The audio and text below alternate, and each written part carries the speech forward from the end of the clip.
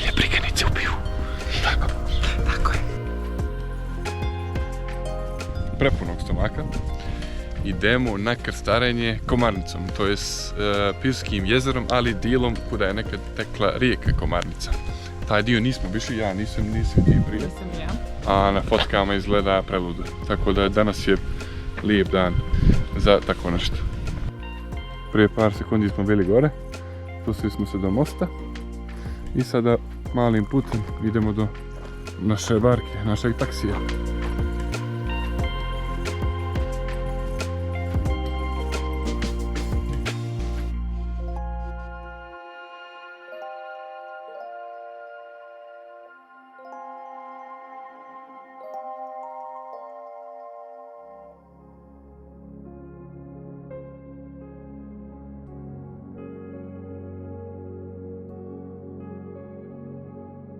Iva je u jaknicu, ja ulazim u vodu. Budi kušač vode. Biću kušač vode.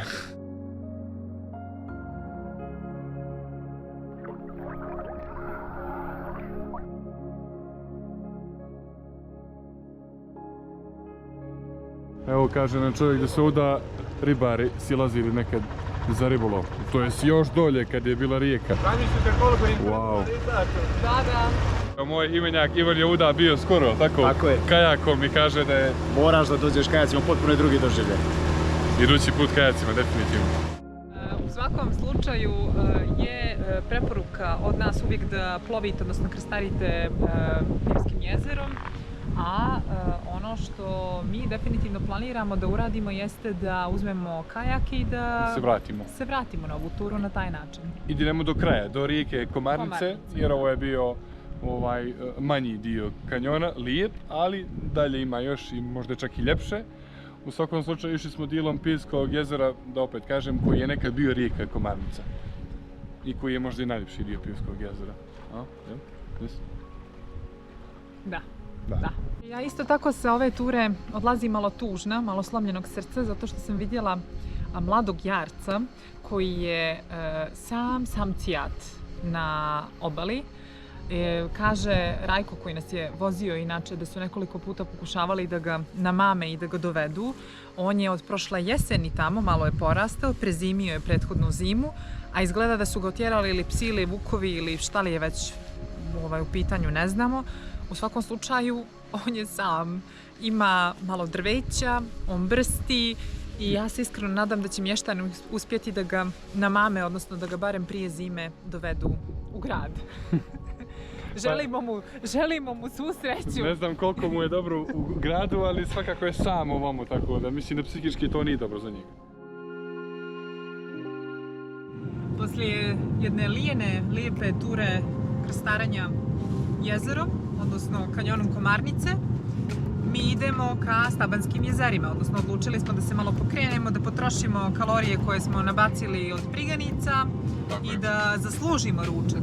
Evo nas na raskrsnici Stabna, a mi idemo na malo i veliko Stabansko jezero, treba nam nekih sati 15 ili sati po do 2, tako je. Uglavnom idemo kolima još, ima asfalta još do gore, vjerovatno. To je ta crkva, dakle, krećete gdje možete ostaviti kola.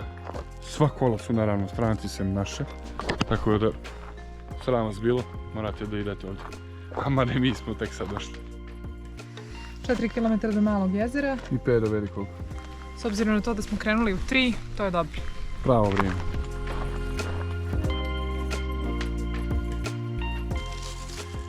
Markacije su svuda, tako da baš ste lagani. Poslije pola sata penjanja kroz neozbiljnu šumu, slijedi valjda pola sata ozbiljnije šume. Bukova šuma, pogledajte ovo. Ima dosta šume, ima dosta hlada, ali je konstantan uspon. Tako da, iako važi za jednu od lakših tura, za nekoga ko je van kondicije kao što sam ja, ovo je teže.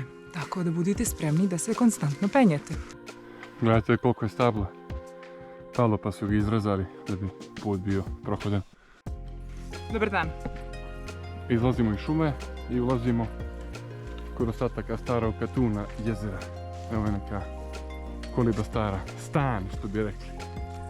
Sve što treba je da se popnemo i uzmemo simbu u ruke. I to je to. I naša prva stanica je Malo Stabansko jezero. Na 1194 metra smo nadmorske visine. Vidimo da je najveća dubina jezera 5 metara, skoro 5 metara, 4,5.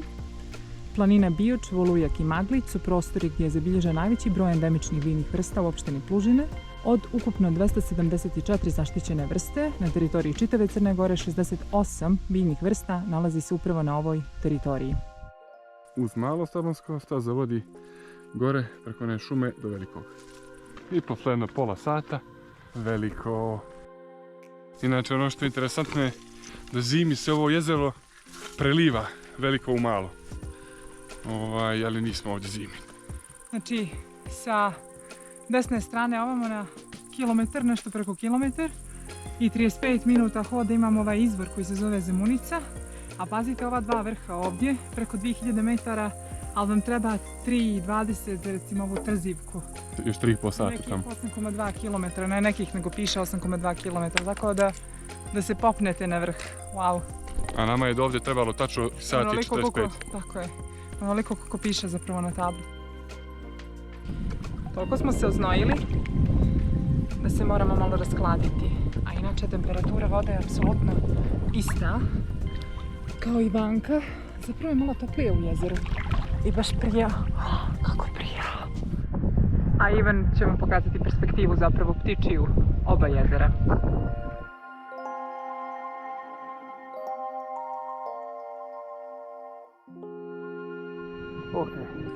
Imate ovdje ovaj lijepi piknik spot, samo kao što piše, a i da ne piše, znate, ne ostavljate smeće.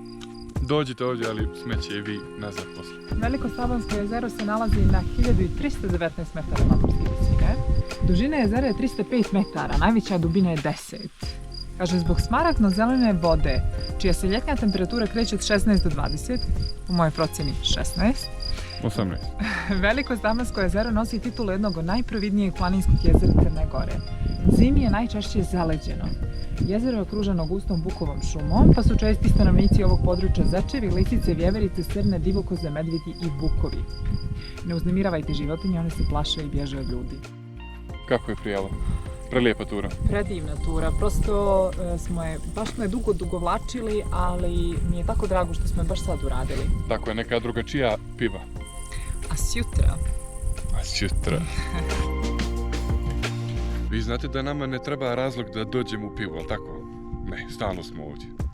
Ali sad imamo jedan razlog i to dobar razlog. Koji je to razlog?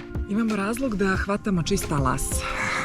U pitanju je inicijativa koju je inače pokrenula Coca-Cola, a u kojoj po prvi put učestvuje Sjever, odnosno Piva ove godine. Dakle, Park prirode Piva i opština Plužine su dio ovog projekta, a radi se o recikliranju otpada. Tako da ugostiteljski objekti kao što je na primjer Ratno selo Izlazak. Vidite iza nas zastavicu i kante.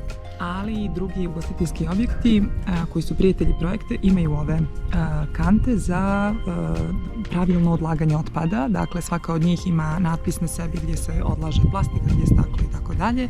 I onda se normalno reciklira takav otpad. Odlično je to što se upravo organizuje u doba turističke sezone, ljetne turističke sezone, kad se i najviše ljudi kreću i najviše otpada i sakuplja. I nama je drago što smo dio te inicijative. Hvala na pozivu.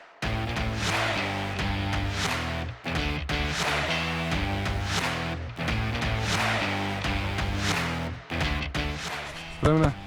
Uvijek.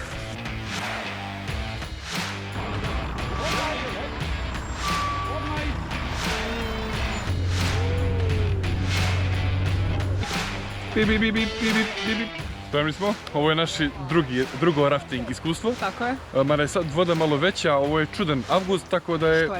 Što je fantastično. I evo nas kod suze Evrope. Ovo je Zoki, naš drugar. Ja sam Zoran. Reci nam Zoki nešto o ovoj turi danas.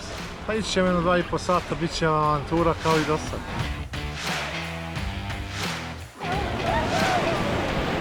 Veslaj!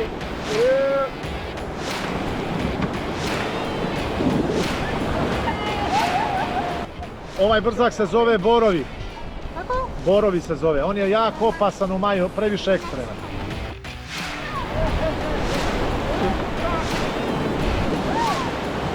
Kad je veliki vodostaj rijeke, ulazimo ovdje, jer je previše ekstremno Aha, znači tu se ulazi. Da. Znači kraći je put. Kraće, da.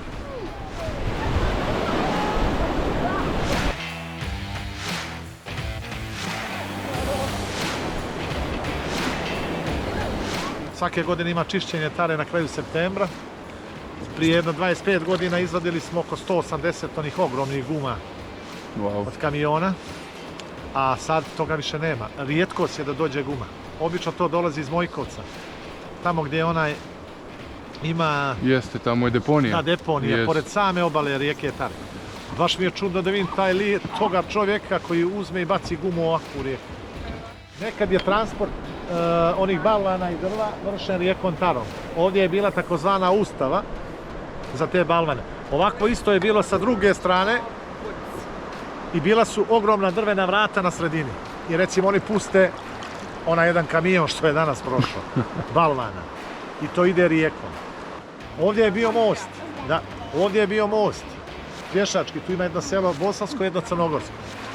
73. u maju zabilježen je najveći vodostaj na rijeci Tari, a ovo je stopa od mosta, tu je bio most. Već krajem 73. došli su putevi do tih mjesta gdje se vrši sječa toga drveta, da nije bilo potrebe za transportom rijekom Tarom. Ti ljudi koji su to radili, zvali su se triftari. I jako je plaćen posao bio i radilo se tokom čitave godine. Ali je jako opasno bilo. Svi ste gledali onaj film Roberta De Nira kad ide po balvanima. Znači on ide po balvanima i okreće balvane da prođu. Jer on u brzaku ovako ispriječa se i on pomjeri jedan i balvani krenu. Ako upadne u vodu, ne može da se vrati. Znači gotovi. Tako dosta brzaka nosi imena. Recimo Virnojević neki tamo vamo. Neko koji je stradao. Da. I mi znamo po tome ako se nešto desi čancima, znamo gdje se desi. Ovdje nam je pauza. Možete malo bućnemo. Poslije malo pauze, idemo dalje.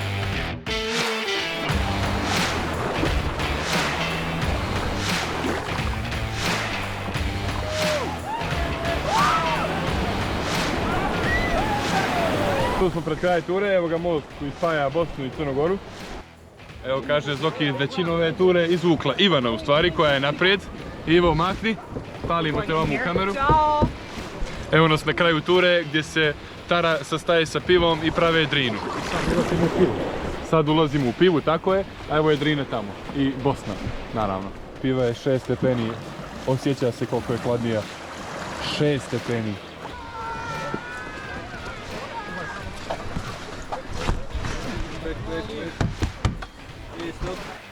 U našim mokrim odjelima završavamo ova 2 dana u pivi. Ivo, utisci. Piva kao piva uvijek nas dočeka raširenih ruku. Uživamo u svakom trenu boravka u Tako je. pivi. Uvijek ćemo se vraćati u ovom kraju. I nema nego smo stvarno uhvatili i mirne vode, i brze vode, i najčistije talase. Ako niste Bukvalno. u pivi, ne znam šta radite.